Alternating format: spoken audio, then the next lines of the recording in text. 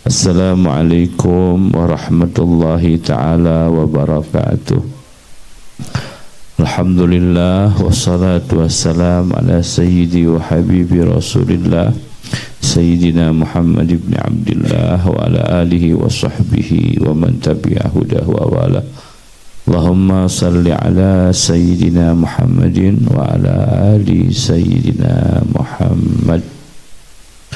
Bismillahirrahmanirrahim. Sadarek-sadarek sadayana, alhamdulillah, puji syukur ke Allah subhanahu wa ta'ala. Biasana aya pangaosan sasihan anu dilaksanakan di bumi na Pak Haji ayat dipalih ditu sasasih sakali kaleresan wengi ayeuna wengi Kemis pas sareng 7 dintena ibuna Pak Haji ayatnya, ibuna kulawarga Pak Haji ayatnya teh Ibu Hajjah Dodoh bin Bapak Ading. Resan jantan pangaosan Kemisan dialihikeun sarang tahlilan di dia. Alhamdulillah Pak, insyaallah pasti ganjaran ngaji urang, ganjaran tahlil ulang pasti ditepikeun ku Allah subhanahu wa ta'ala, pasti ditepikeun ku Allah subhanahu wa ta'ala. Mudah-mudahan ya almarhumah itu disimpan ku Allah dina syurgana Allah subhanahu wa ta'ala, disarangkan ku Allah sarang para kakasih Allah, khususnya sarang Kangjeng Nabi Muhammad sallallahu alaihi wasallam. Bagi para putra anu dikanduna, para putuna sadayana, mudah-mudahan ku Allah subhanahu wa ta'ala sing dijantenkeun para putra mantu anu saraleh-saralehah dunia sinareng akhirat. Amin amin ya Allah ya rabbal alamin. Bismillahirrahmanirrahim. Dulur sadayana, biasana ngajina kitab Bidayatul Hidayah nya. Tah sasasi sakali anu henteu haroream, teu gaduh pamengan, pang-pang nama pamengan urang mah nu paling hebat teh haroream nya. Eta haroream teh wah dahsyatnya. Jadi anu henteu haroream diulem ku abdi setiap malam Kemis kedua di bumina Pak Haji ayat. Kemis ka Haji. Setiap malam Kemis ka hiji di bumina Pak Haji ayat. Tapi ingat-ingat mangnya syaratna anu henteu haroream. Anu haroream mah entong nya, anu haroream mah entong. Jadi anu henteu haroream. Nah mah jeung diajak ngaji ngarah ngarti. Kieu dalilna, a'udzubillahi minasyaitonir rajim, yarfa'illahu alladhina amanu minkum walladzina utul ilma darajat. Allah subhanahu wa ta'ala geus ngangkat darajatna jalma-jalma anu boga iman gitu, tuluy jalma-jalma anu boga ilmu. Jadi diterangkan dina kutubut tafasir, dina kitab-kitab tafsir, iman teh panjang. Jadi hartina iman teh panjang. Bahkan aya hadis baginda Rasulullah sallallahu alaihi wasallam anu ngajelaskeun al-imanu al-yaqinu kulluhu. Iman teh kayakinan anu sagemlengna. Jadi urusan maut mah kudu dibelina ku iman. Urusan maut mah kudu dibelina ku iman. Urusan tahlil kudu dibelina ku iman. Jadi lamun teu dibeli ku iman moal kaharti. Gitu, lamun dibeli ku akal moal kaharti. Contohna kieu, sok atuh bagikeun tuangeunana sok. Ampura cenah sok eta. Ok dahareunana sok bagikeun heula. Meh jongjon ngajina. Sok bagikeun heula. Aya keneh di jero dahareunana. Ok meh rada geunaheun. Ngajina meh rada geunaheun nya. Jadi dibelina ku iman, lain dibeli ku akal. Lamun ku akal moal kabeuli. Contohna kieu. Jelema ini dagang, kusabab di dieu loba tukang dagang. Contohna nu deukeut supaya ka hati lain nyiniran, tapi supaya ka harti. ini dagang ke Cirebon atau ini dagang ke Jakarta. Aya teu nu bisa ngagaransi bahwa ini di jalana pasti salamet. Aya eueuh. Teu apal kan? Aya teu nu bisa ngagaransi bahwa dagangna bakal untung. Eueuh garansi. Ya. Nah, ngan sararea yakin ini ke Jakarta teh bakal salamet. Nah make bakal salamet sabab make mobilna jag-jag, make supirna jag-jag, make bensin, make ban. Ta eta kabeh teh ban, bensin, supir mobil teh ngaranna syariat. Paham ya? Nah, syariat eta dipigawe maka fa insyaallah hakikatna salamet dibere ku Gusti Allah. Tuluy weh dagangna teh barangna alus, geus alus teh murah gitu, geus murah teh wapanya. Maka fa insyaallah dagangna payu. Robah we syariatna dagangna barang nu gote terus mahal, payu moal gitu. Jadi aya syariat, aya hakikat. Aya pagawean fikiran, aya pagawean rasa. Ya jelema kudu dipisahkeun. Ya jelema teh sok loba ngadalil teh ngaco. Loba ngadalil teh sok ngaco. Jadi urusan hakikat dibawa karena urusan syariat, urusan syariat dibawa karena urusan hakikat. Jadi na ngaco pabeulit. Nyebutkeun weh ganjaran teh moal nepi kanu maot. Gitu kan? Nyebutkeun babacaan teh moal nepi kanu maot. Padahal teh ngaco. Gitu. Nyanya lamun ngomongkeun goreng cau dianterkeun mah nya moal nepi ai maneh. Dan maot mah moal bisa dahar. Gitu kan? Lamun ngomongkeun goreng cau atawa bala-bala dianterkeun seperti kanu hirupnya moal nepi atuh. Lamun kitu bahasana. Tapi lamun ngomongna ganjaranana nya pasti nepi dan nu nganepikeunana Gusti Allah. Gitu kan? Jadi kudu faham. Matak dunia ieu mah Kang alamat. Dunia ieu teh haji alamat. Tak alamat itu bisa benar bisa salah. Ngan lolobana mah alamat. Alamat ngadenge teh ceuli, alamat ningali teh panon, alamat ngomong teh biwir. Gitu kan? Lamun ditanyakan di mana paningalina teh nyaho. Da ieu mah alamatna, gitu kan? Ieu alamatna di mana pangdengena teh nyaho. Ieu alamat ngadengena ceuli. Alamat rasa teh hate di mana rasana nya teuing. Persis seperti ngimpi. Jelema nu pang pinterna sa alam dunia, pek teangan ku urang profesor mana, tanyakeun di mana alamat ngimpi. Atawa di mana alam ngimpi. Tanyakeun. Da moal kapanggih. Ngan pantona ngimpi teh sare. Alamatna alam ngimpi teh sare. Di mana jelema sare ngimpi berarti asup ke alam ngimpi. Sararea yakin ngan sararea teu nyaho di mana eta alam ngimpi teh. Alamatna sare. Mata lamun ngomongkeun ahli kubur digali kuburanana. Geuningan mang eueuh buktina legal kuburan teh atawa heureun nya moal aya da eta mah alamat, da eta mah taneuh. Alam kuburna mah ting di mana? Da alam ngimpi ge lega. Alam ngimpi ge lega, alam kubur teh lega. Ngan lain alam nu eta mah alamat supaya teu pahili.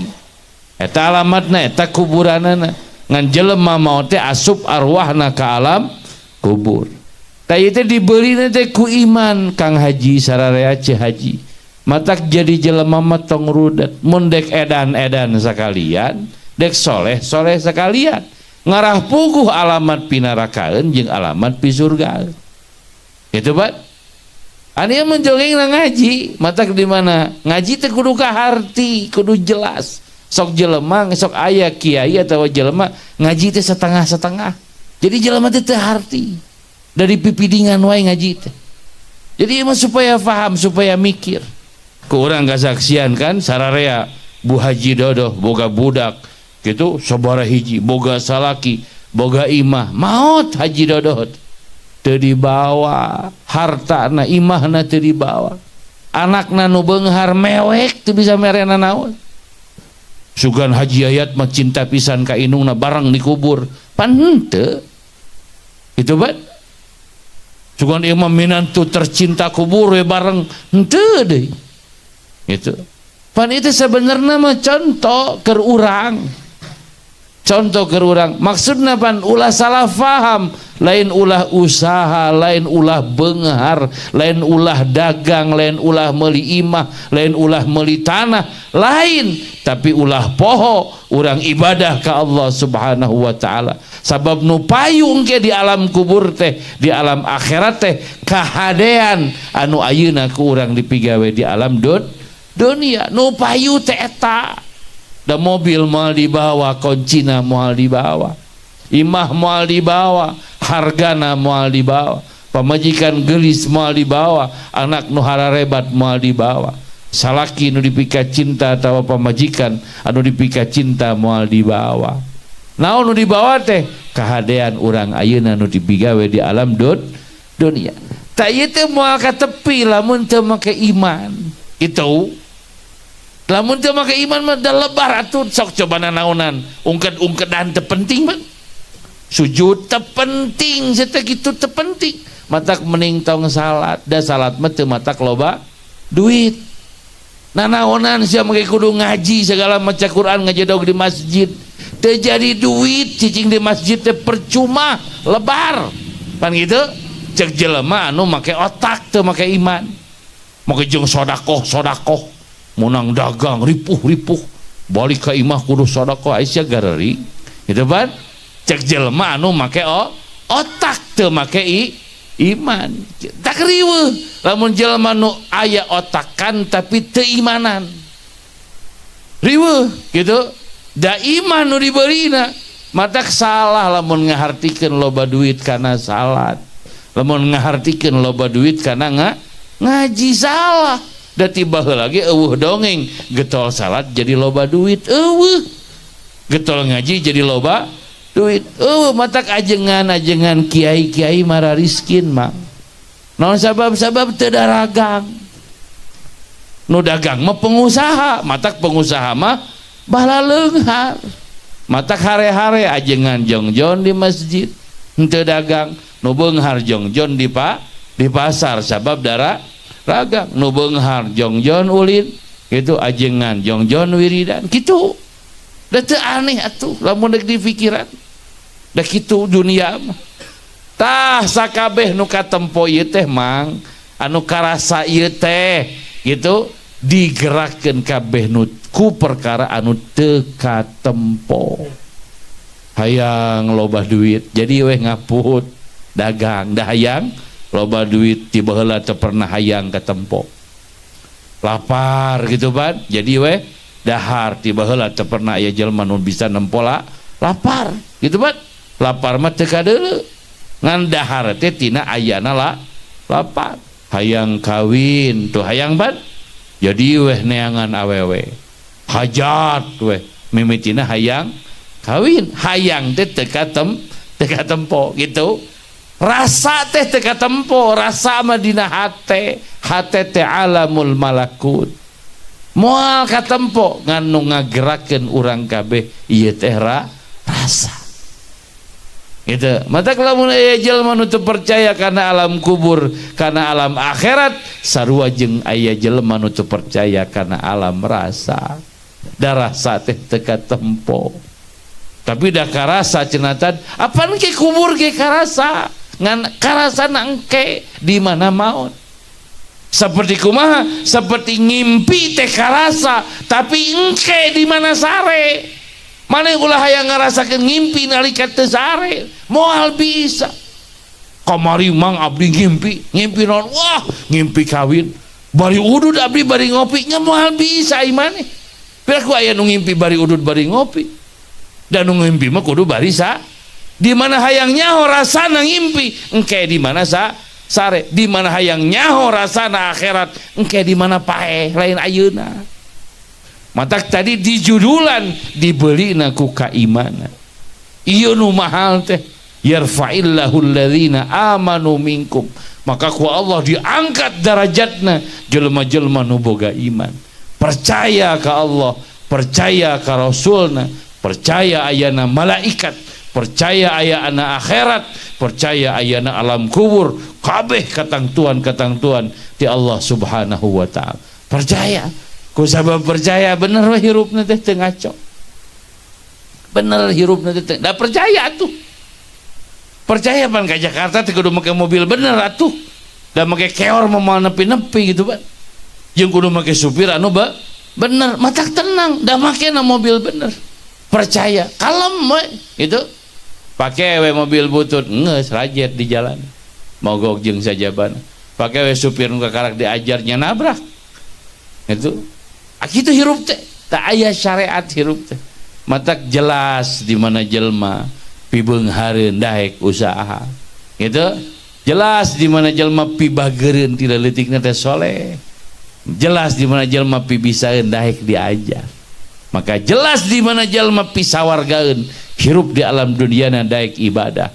Maka sabalikna nu ahli neraka mah nu pinarakaeun mah rudet diajak kana ibadah gitu dulur sadayana. Itu pan judulna nu maot, matak nyaritakeun na maot lain galak ya mah. Ieu nyaritakeun maot mah kudu rada tegas gitu mah nya. Nah kudu rada tegas, wah sababna eueuh nu balik deui pan. Riuh ya maot mah. Eueuh dongeng anu balik deui. Agi dagang onaman gagal bisa balikan deui minggu hareup gitu pan. Aing teu payu dagang teh tahun minggu hareup pamean deui gitu pan. Ai paeh mah da eueuh balik deui atuh. Wah aing gagal hirup teh balik deui moal bisa. Atak ieu kudu rada tegas ya bab maut mah, sebab sararea bakal maut gitu. Matak Allah ngajelaskeun dina Al-Qur'an, wa may yasha falyu'min wa may yasha falyakfur. Mangnya urang citiru hampura lain ajengan mah teu cetek, kiai mah cetek gitu. Gusti Allah ngajelaskeun, cek Gusti Allah kieu, wa may yasha falyu'min. Allah itu nu ngomong teh, maneh bisi rek iman peh, cek Allah gitu munzuna nama. Wa may yasha falyakfur, bisi maneh rek kafir peh gitu. Jadi kiai mah teu boga otoritas ditong sieun ku kiai. Matak jelema di mana geus wani ngalawan pangeran, komo ngalawan ajengan. Di dia kan loba ajengan, matak sing sabar.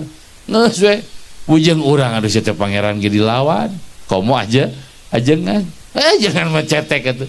Pangeran ge dilawan. Jadi bebas hirup teh, bilih bade edan. Bade di wartosan mangga, dan nu edan ge paeh mah. Gitu. Bilih bade soleh mangga, dan nu soleh ge paeh gitu ban. Tong hariwang jadi dek iman pek teh teuing iman ganjarana surga, rek kafir atau rek teu iman pek teh teuing da ganjarana oge neraka gitu.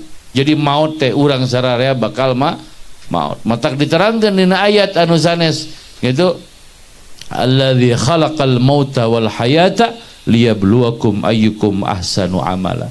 Anu mana Allah subhanahu wa ta'ala nyiptakeun hirup, nyiptakeun maut teh dek nguji ka urang saha di antara urang anu paling alus pagaweanan gitu.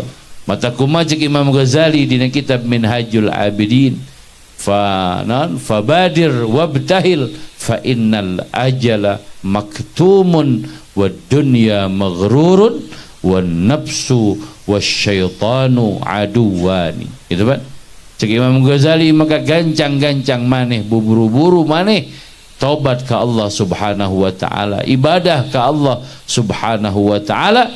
Fa innal ajala maktum, maka sanyanyana maut teh ta eueuh anu nyaho, eueuh nu apal.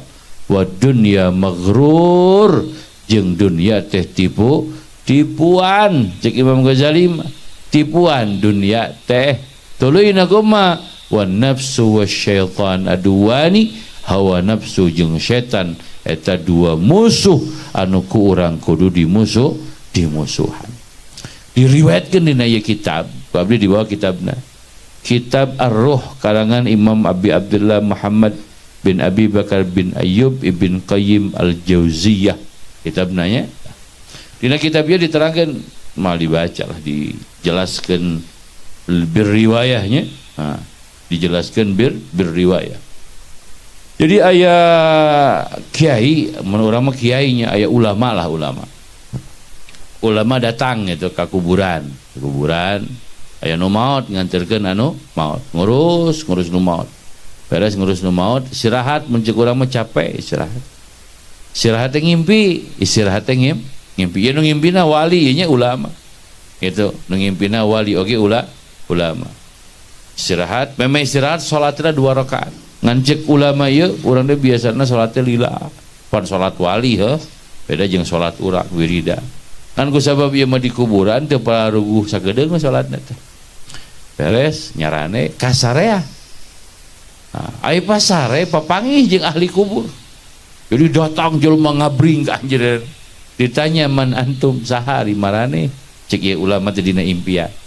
Abdi teh ahli kubur, urang dieu sadayana uluh geuningan aya naon ieu nanya urang kubur teh na cenah salira teh na tepade bersakadap-sakadap teuing ngadoa teh bersakadap-sakadap teh nah kumaha kitu ieu ganjaran salat jeung ganjaran doa salira teh ku Allah teh dianterkeun ka abdi sadaya. Abdi teh bahagia teh ku sabab doana salira jeung salatna salira ngan hanya kal salira salatna sakedap gitu. Cek sata cek ahli kubur.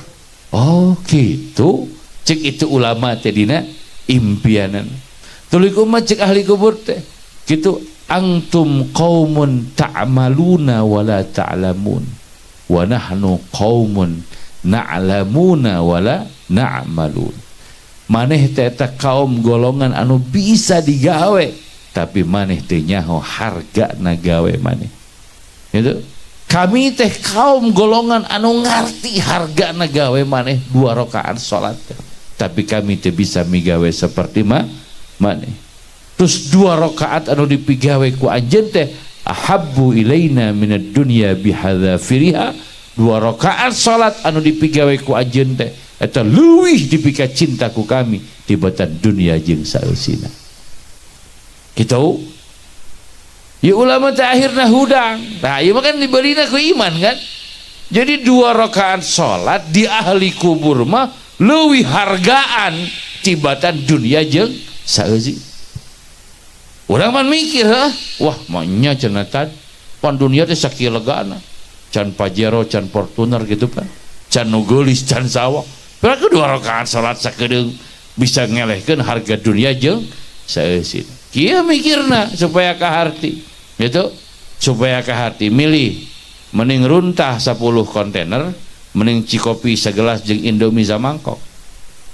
Oke milih ieu runtah teh loba aya 10 kontainer dikirim ka imah urang. Urang ditah milih dek milih runtah dek milih cikopi segelas jeung Indomie samangkok. Pasti milih Indomie jeung cikopi sagelas. Naon sababna? Da 20 kontainer ge runtah mah teu penting nya. Kalakah bau oge rujit hartina tepenting hartina teu payu nu teu payu mah loba ge keur naon eta gambaranna dunia teh lega aya langit aya bumi dunia teh aya sawah aya mobil aya sajabana dibawa ke akhirat mah pan teu payu dunia teh dibawa ke akhirat mah teu payu keur naon barang teu payu mesin 7 kontainer ge. Itu bat nu payu mah salat 2 kitu maksudna leuwih dipika cinta ku ahli kubur tibatan dunia jeung saeusina. Maksudna nu payu teh salat di ditu mah hartina ganjaran salat gitu, lain ganjaran ulin gitu, lain tanah lega, lain mobil alus, ganjaran salat eta nu payu. Matak diriwayatkeun di aya budak mang budak soleh boga inung nanti soleh disebutna barrah gitu, inungna maut budak nanti sedih itu sedih inungna maut teh carita beres inungna maut dikurebkeun unggal peuting jarah kayak gitu jarah da budakna ngorakeun can pati riweuh geus rada lila gitu riweuh da ayeuna mah kawin budakna teh dagang wah segala riweuh jarang ka kuburan teh jarang jarah ka inungna. Hiji waktu jarah ka inungna dina ieu kitabna sarua riwayatna. Jadi budakna soleh inungna solihah jarah Jarah teh geus beres jarah capek maklum geus usaha geus sagala kasarean sare dina sare teh ngimpi ujang cek indung teh ai maneh ka mana wae ma teh geus lila nu nungguan maneh ai maneh mitara jarah ka ma cek budak teh ma na ma apal gitu ujang sok jarah ka ma nya heueuh atuh ai maneh ganjaran maneh mengadoa ganjaran maneh maca Quran dan nepi ka ma terus emak teh bunga lamun maneh datang bahkan lain emak ungkul ieu urang kubur di dieu kabeh bunga kusabab maneh datang ai maneh meuli tega ka emak diantep engko maneh teh nyaah ka emak ceurik eta budak teh dina impianana teu lila akhirna huda geus kitu manehna tara eureun ziarah ka indung bapa kitu jadi ahli kubur teh apaleun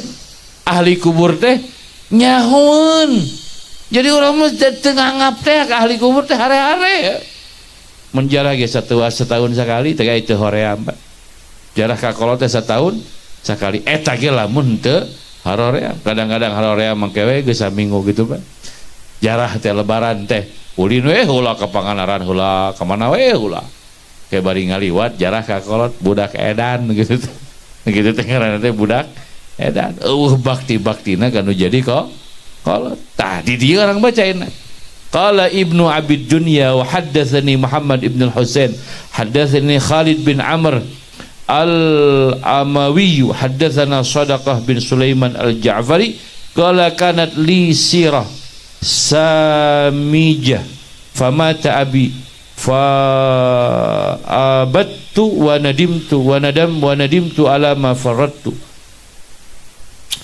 qala thumma zalaltu ayyama zallah fara'aitu abi fil manami diriwayatkeun ti Imam Ibnu Abi Dunya haddatsani Muhammad ibn Husain panjangnya tah ngadongengkeun bahwa kaula teh boga carita anu antik gitu kan carita anu hebat gitu kan nyata pamata abi bapa abdi maot tuluy kaula metingan ngemitan bapa anu geus mau tuluy kaula ngarasahan deul karena pagawean kaula anu geus kaliwat artina budakna teu pati soleh jadi budakna teu pati soleh teu pati bager akhirna bapana nu soleh teh maot sedih teh kaduhu itu akhirna ngemitan bapa maca Quran dan sebagainya peutingna tulus isukna geus dikuburkeun di kuburan maca Quran dan sebagainya thumma zalaltu ayyama zillah tuluy kami migawe kesalahan pokoknya mah loba lah salahna gitu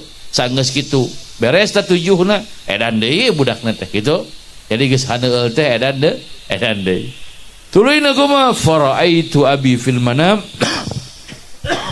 maka kaula ngimpi abi ningali bapa kaula di negara salekala ai bunayya makana asyaddu farhibika wa amaluka tu'radu alaina fashabbihha bi a'malis salihin falamma kanat hadhil marrah istahyaitu lidzalika hayaan syadida fala tuhzini fi man hawli minal amwat qala fakuntu asma'uhu ba'da dzalika yaqulu fi du'ai fi sahari wa kana li jaran bil Kufah as'aluka inabatan la raj'ata fiha wa la haur ya muslihas salihin wa ya hadiyal mudhillin wa ya arhamar rahimin hiji waktu manehna ngimpi gitu ngimpi kumaha bapana datang dina impianana ujang cek bapana teh gitu manehna jarah ya si budak teh ka bapana tuluy kumaha tuluy ngimpi keur jarahna teh kasarean ngimpi ujang cek bapana teh gitu maka na asyaddu farahibika kuring teh bapa teh bagja kusabab maneh jarah datang ka bapa wa amaluka tu'radu alaina amal-amal maraneh teh disogrogkeun ka bapa diasongkeun ka bapa fasyabbiha bi amalis salihin maka umat maneh teh yeuh ujang kudu migawe amal-amal jalma-jalma anu saleh gitu tuluyna kumaha fala tukhzini fi man hauli minal amwat gitunya maka maneh ulah nyusahkeun ulah nyedihkeun ka bapa kasakuriling jalma-jalma anu aya di sakuriling mun bapa anu geus mararaos kumaha kasimpulanana ieu cek dina ieu kitab. Jadi ahli kubur teh bapak urang, inung urang, aki urang, guru urang di mana geus maot leuwih eces, leuwih jelas ningali urang. Baheula mah keur hirup kaharangan ku jauh. Anakna di Jakarta teu nyahoeun, migawe naon anakna teu apal. Keur di alam dunia mah kahalangan ku jauh, kahalangan ku temok gitu ban. Kahalangan ku itu, kahalangan ku ieu. Supaya inung bapak urang di alam kubur, brai pagawean urang teh. Nyaho pagawean urang teh. Nya lamun anakna di alam dunia teh ngadu hayat, mah kan sakaya kitu nya. Tuluina kumaha judi di alam dunia. Bapana teh sedih, ceurik di alam kubur anak aing gitu. Tapi teu bisa kumaha. Jaba era ku dulur-dulurna nu sarua ahli kubur itu anak si bapak anu, itu incu si bapak anu gitu. Mata cek guru abdi mah cek pangaresa Habib Abdurrahman, di mana inung bapak urang geus maot. Tuluy urang migawe dosa-dosa ka pangeran eta teh disebutna nganyerikeun inung bapak urang, disebutna doraka kanu jadi inung bapak. Sabab inung bapak urang teh sedih di ditu teh, di alam kubur teh sedih na langsa. Ieu lamun nyanyaah ka emak, lamun nyanyaah ka bapak, di samping dizarahan sing bener hirup, sing soleh hirup. Sabab sakabeh amal urang nu salaku anakna kabeh disogrogkeun, dilaporkeun ka inung bapak urang. Lamun hade bunga ka bina-bina, lamun goreng ceurik inung bapak urang di alam kubur. Kitu cek ieu riwayat. Saha riwayatna cek ulama-ulama. Jadi kumaha singkatna tuh, urang kubur teh teu maot, urang kubur teh pinah alam. Orang kubur teh teu hare-hare, pedah orang kubur teh teu bisa mere gitu ban, teu hare-hare nempo ka urang. Mata kulawarga di dieu, kulawarga Bapak Haji Ara, Haji Yayat kabeh we nya adi-adina tong sedih, tong jeurik. Yeuh emak mah inung urang salamet di akhirat, geus di surga, geus dina nikmat kubur. Geuringna ge lila. Cek Nabi gering sapoe teh kiparat dosa sataun, gering nage tahun-tahun gitu ban. Jaba maut nage salakina ridhaun. Cek Nabi ayyuma mra'atin matat wa zawjuha an haradin dakhalatil jannah. Awewe mana bae anu maut lalakina salakina ridha, maka hak eta awewe asup surgana Allah Subhanahu wa taala. Inung urang mah geus ngeunah nikmat di surga. Ngan ayeuna mah kali mikiran urang sararea, urang rek kumaha lamun urang maot.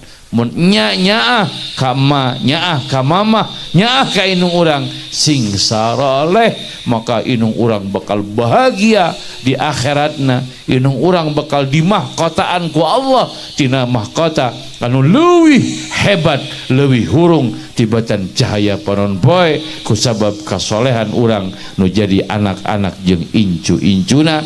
Mudah-mudahan urang sadayana nu hadir di dia khususna warga Citiru umumna kabeh dulur urang muslimin muslimat oge khusus kulawarga Haji Dodo anak incu minantu salaki kabeh dulur-dulurna ku Allah Subhanahu wa taala sing disoleh solehahkeun, diluhurkeun derajatna ku Allah Subhanahu wa taala, dipaparin ilmu anu manfaat, dipaparin keyakinan sinareng keimanan, oge dipaparin kitu kanikmatan ma'rifat ka Allah Subhanahu wa taala, oge ma'rifat ka baginda Nabi Muhammad sallallahu alaihi wasallam. Amin amin amin ya Allah ya rabbal alamin. Afdalu ma qultu ana wan nabiyyuna min qabli la ilaha illallah, la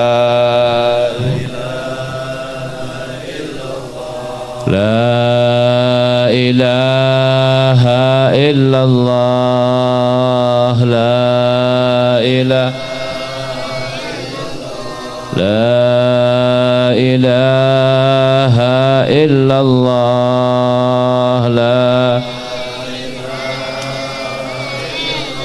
la ilaha illallah. illallah, la ilaha illallah, la ilaha illallah, la ilaha illallah, la ilaha illallah, la ilaha la ilaha illallah, la ilaha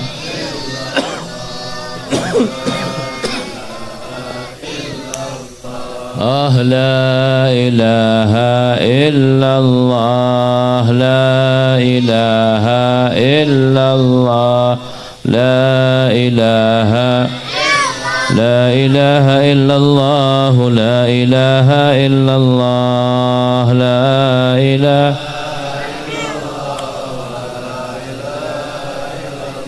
لا إله إلا الله، لا إله إلا الله، لا إله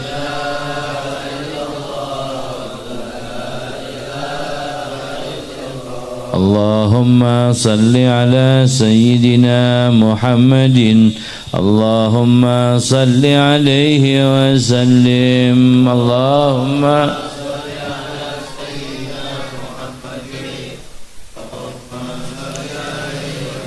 اللهم صل على سيدنا محمد، يا رب صل عليه وسلم، اللهم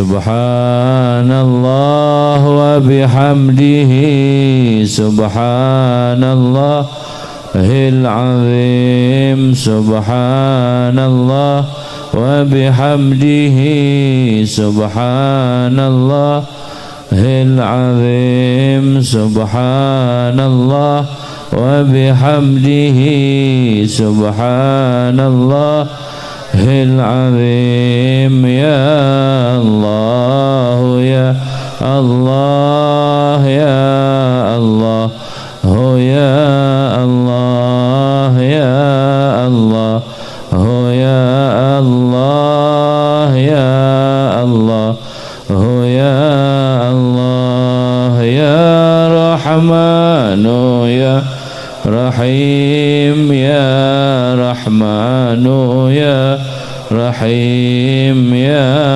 رحمن يا رحيم، يا رحمن يا اللهم صل على حبيبك سيدنا محمد وآله وصحبه وسلم، اللهم صل على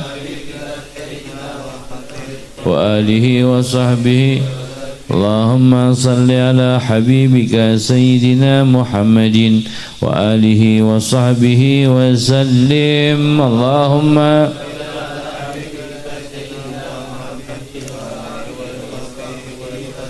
اللهم صل على حبيبك سيدنا محمد وآله وصحبه وبارك وسلم أجمعين، اللهم حبيبك سيدنا محمد وآله وصحبه الفاتحة وآية الكرسي وثلاثا من سورة الإخلاص والمعوذتين. أثابكم الله. أعوذ بالله من الشيطان الرجيم. بسم الله الرحمن الرحيم. الحمد لله رب العالمين الرحمن الرحيم مالك يوم الدين. إياك نعبد وإياك نستعين. اهدنا الصراط المستقيم صراط الذين أنعمت عليهم غير المغضوب عليهم ولا الضالين. رب اغفر لي آمين. وإلهكم إله واحد لا إله إلا هو الرحمن الرحيم. الله لا إله إلا هو الحي القيوم لا تأخذه سنة ولا نوم له ما في السماوات وما في الأرض من ذا الذي يشفع عنده إلا بإذنه يعلم ما بين أيديهم وما خلفهم ولا يحيطون بشيء من علمه إلا بما شاء وسع كرسيه السماوات والأرض ولا يؤوده حفظهما وهو العلي العظيم. بسم الله الرحمن الرحيم. قل هو الله أحد الله الصمد لم يلد ولم يولد ولم يكن له كفوا أحد. بسم الله الرحمن الرحيم. قل هو الله أحد الله الصمد لم يلد ولم يولد ولم يكن له كفوا أحد. بسم الله الرحمن الرحيم. قل هو الله أحد لم يلد ولم يولد ولم يكن له كفوا أحد. لا إله إلا الله والله أكبر ولله الحمد. بسم الله الرحمن الرحيم. قل أعوذ برب الفلق من شر ما خلق ومن شر غاسق إذا وقب ومن شر النفاثات في العقد ومن شر حاسد إذا حسد. لا إله إلا الله والله أكبر ولله الحمد. بسم الله الرحمن الرحيم. قل أعوذ برب الناس ملك الناس إله الناس من شر الوسواس الخناس الذي يوسوس في صدور الناس من الجنة والناس. آمين آمين آمين يا الله يا رب العالمين. بسم الله الرحمن الرحيم. الحمد لله رب العالمين حمد الشاكرين حمد الناعمين حمد يوافي نعمه ويكافئ مزيدا. يا ربنا لك الحمد كما ينبغي للجلال وجهك لعظيم سلطانك. سبحانك لا نحصي ثناء عليك إنك ما أثنيت على نفسك فلك الحمد حتى ترضى ولك الحمد إذا رضيت ولك الحمد بعد الرضا. اللهم فصل وسلم وبارك وشرف ومجد وعظم على حبيبك سيدنا محمد صلى الله عليه وسلم لأزواجه ذريته وأولاده والصحابة أجمعين علينا ما هم أجمعين وعلى والدينا مشايخنا معلمينا ذوي الحقوق علينا أجمعين صلاة وسلاما وبركة تنجينا وإياهم بها من جميع الأهوال والآفات تقضي لنا ولهم بها جميع الحاجات وطهرنا وإياهم بها من جميع السيئات ترفعنا وإياهم بأنك على الدرجات تبلغنا يوم يحصل الغايات جميع الخيرات في الحياة وبعد الممات. اللهم ربنا تقبل وأوصل ثواب ما قرأناه من القرآن العظيم وما هللناه وما سبحناه وما صلينا على حبيبك سيدنا محمد صلى الله عليه وسلم هدية منا واصلة ورحمة منك نازلة بركة شاملة نهديه ذلك نقدم من لحظة حبيبنا شفينا سيدنا رسول الله صلى الله عليه وسلم على أزواجه ذريته وأولاده وصحابته أجمعين ولجميع من المجتهدين مقلدين بالدين والعلماء العاملين الراسخين بالعلمين والمخلصين من الحديث والمبصرين سيد السادة الصوفية المحققين خصوصا مولانا سلطان الأولياء سيدنا الشيخ عبد القادر الجيلاني مولانا المهاجر بن عيسى الفقيه المكرم سيدنا محمد البالوي جميع البالوي سليمان مفرم ثم خصوصا مولانا مقلوب الحبيب البالوي بن محمد الحبشي سيدنا عبد الرحمن ديباي سيدنا جعفر البرجنجي ووصولهم وفرهم شيخنا مرشدنا الصادر الإمام الحافظ المسلم شيخنا سيدنا الحبيب الحبيب شيخنا مرشدنا محمد يحيى لحظة الأزهري ووصولهم وفرهم لحظة لهجة كرنيسي ووصولهم وفرهم أما خصوصا لحظة جميع والدينا والديكم أمهاتنا أمهاتكم جدادنا جدادكم جداتنا جداتكم لمن له حق علينا استوصانا خلدنا نقبل الخير خصوصا إلى روحي من اجتمعنا ها هنا بسبب الأجل خصوصا حج هدده بنتي أكياد بدر الدين خصوصا إلى روحي أكياد بدر الدين ووصولهم وفروهم اللهم اجعله فداء لهم من النار فداء لهم من النار سترا لهم من النار حجابا لهم من النار اللهم اغفر لهم وارحمهم وعافهم واعف عنهم اللهم علي مقامهم في أعلى عليين بجوار النبيين والصديقين والشهداء والصالحين. اللهم ربنا تقبل منا إنك أنت السميع العليم وتب علينا إنك أنت التواب الرحيم. ربنا آتنا في الدنيا حسنة وفي الآخرة حسنة وقنا عذاب النار. سبحان ربك رب العزة عما يصفون وسلام على المرسلين والحمد لله رب العالمين. الفاتحة. أعوذ بالله من الشيطان الرجيم. بسم الله الرحمن الرحيم. الحمد لله رب العالمين الرحمن الرحيم مالك يوم الدين. إياك نعبد وإياك نستعين. اهدنا الصراط المستقيم صراط الذين أنعمت عليهم غير المغضوب عليهم ولا الضالين. رب اغفر لي. آمين. هدانا الله وإياكم أجمعين. السلام عليكم ورحمة الله وبركاته.